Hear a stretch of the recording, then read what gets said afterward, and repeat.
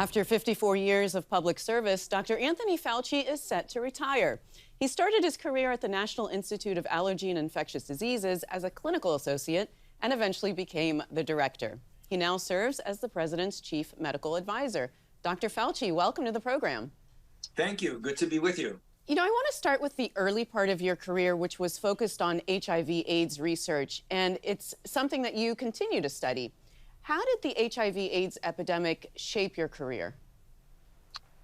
Well, it was really the major pillar of my career, both from my own personal research, which I have now been studying for 41 plus years, from the very first weeks and months that we recognized we were dealing with a new disease. I was involved in another area of research, and as soon as I heard about and then finally took care of the first group of individuals in the fall of 1981 and have been doing so ever since, I completely changed the direction of my career to focus intensively on, at the time, this new mysterious disease that didn't have a name yet.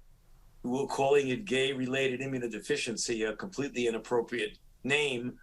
And we had no etiology agent of it yet, because that wasn't discovered till 1983, 1984. And that really started me on the road of not only my scientific pursuit of emerging infectious diseases, but a few years later, I took over as the director of the Institute in 1984, as you mentioned.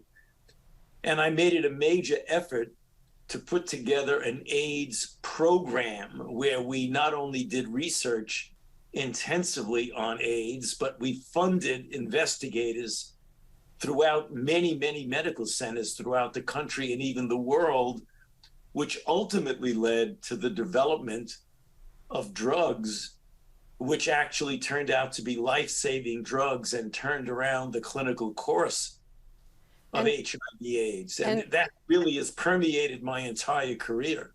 And speaking of funding, you are one of the principal architects of PEPFAR, which is the President's Emergency Plan for AIDS Relief. That was established in 2003.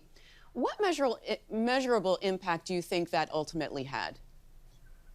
Well, PEPFAR is, I think, without anybody arguing with this because it's so clear, clearly one of the, if not the most transforming and impactful global health program ever initiated by any country, including the United States.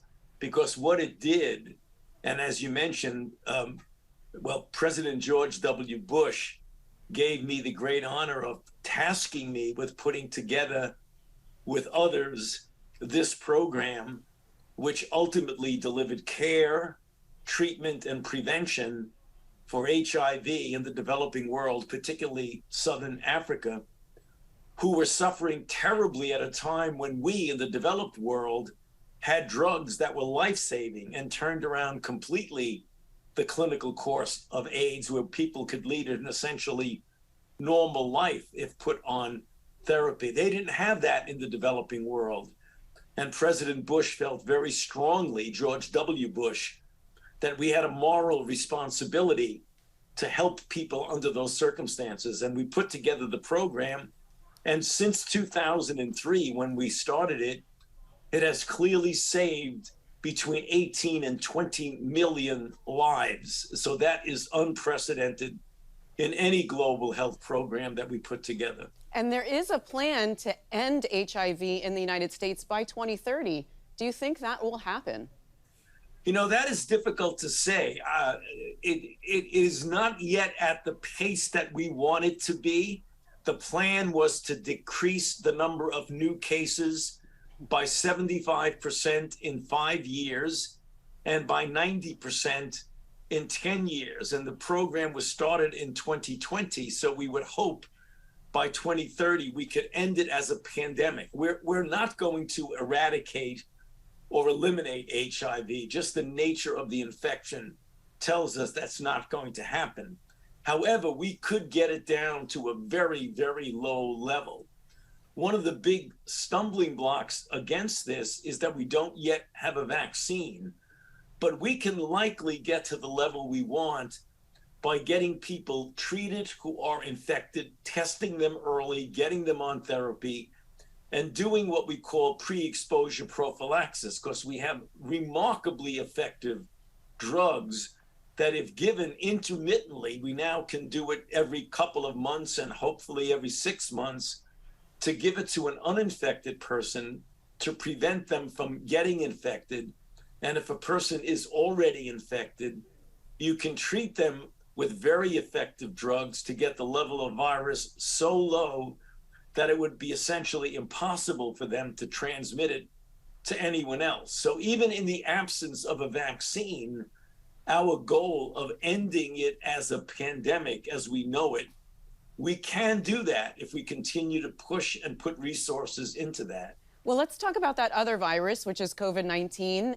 How did you first hear about that virus, and what was your reaction? Well, it was the last day of 2019 and the first couple of days of 2020 when I heard inklings of stories. I discussed this with the then CDC director, that he had heard from his colleagues in China that there was an unusual pneumonia that was seen in some individuals, which at first was thought to be a virus that did not transmit easily from person to person, but was a virus that jumped species from an animal host to the human. And then as the weeks started to roll out from the early part of January, it became clear that we were dealing with a formidable situation with a virus that was highly transmissible, and it was clearly stimulating the Chinese to do things like build in essentially a week 1,000-bed hospitals. And then we knew we were in real trouble. And then by the time we had the initial cases here, it became clear that this was going to be a pandemic because, as you know, the first cases that were seen, we were not quite sure how well the virus was transmitting until we ultimately found out that even people without symptoms were transmitting the virus, which made it very, very difficult to trace that because there was a lot of infection undetected in the community. And when we finally found out about that with the explosion of cases in multiple parts of the country, but particularly early on in New York, that got hit very, very badly, we knew we were in trouble. So it was in the very first weeks of January into February and March of 2020. All right, Dr. Fauci, quick pause here, and then we'll be back after the break. Welcome back. We're back with our conversation with Dr. Anthony Fauci. Dr. Fauci, Operation Warp Speed was the government program that developed the COVID-19 vaccines in record time.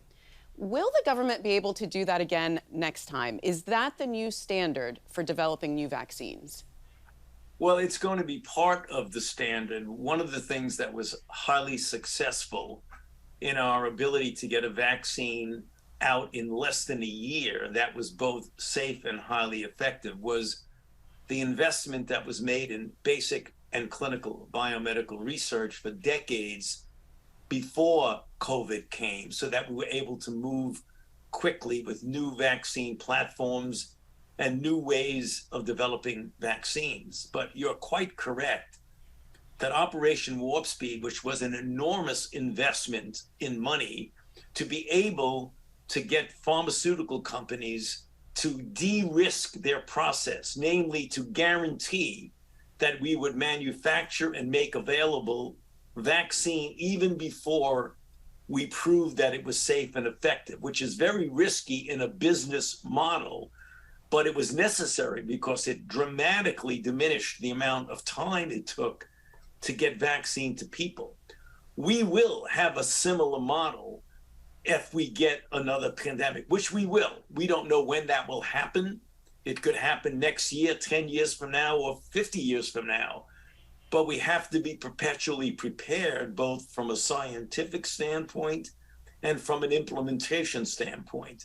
And Operation Warp Speed was a major historic success from an implementation standpoint.